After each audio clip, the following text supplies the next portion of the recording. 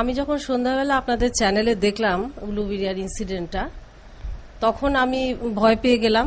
For security purpose আমি পাশের ATM এ গিয়ে আমি কিছু অ্যামাউন্ট উইথড্র করলাম, 1000 টাকা। তখন সাথে সাথে আমার SMS এলো মোবাইলে, সেখানে দেখছি যে 82,000 টাকা আমার দুদিনে উইথড্র হয়েছে আমার অ্যাকাউন্ট থেকে। এই যে SMS, তো আপনার প্রতিটি ট্রানজাকশনের SMS আসে। আমি দেখতে পাচ্ছি কালকে আপনি 1000 টাকা বার করেছেন, তার SMS ও কিন্তু এসছে। এর আগে এই যে 82,000 টাকা বেরিয়ে গেল, তার কোনো SMS পাননি? না, তার কোনো SMS পাইনি আমি।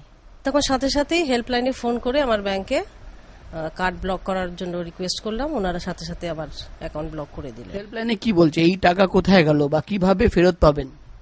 সেটা ওরা আপাতত কোনো ইনস্ট্রাকশন দিতে পারেনি। ওরা বলছেন আমাদেরকে ইমিডিয়েট ব্রাঞ্চে কন্ট্যাক্ট করতে। যেটা আমরা ভাবতাম যে আমাদের টাকাটা হার্ড আর্ন মানি ব্যাংকে একবার জমা দিলাম মানে সেটা সেফ। টোটালি আমরা ইনসিকিউর টাকার ব্যাপারে, ব্যাংকের উপর আমরা রিলাই করতে পারছি না।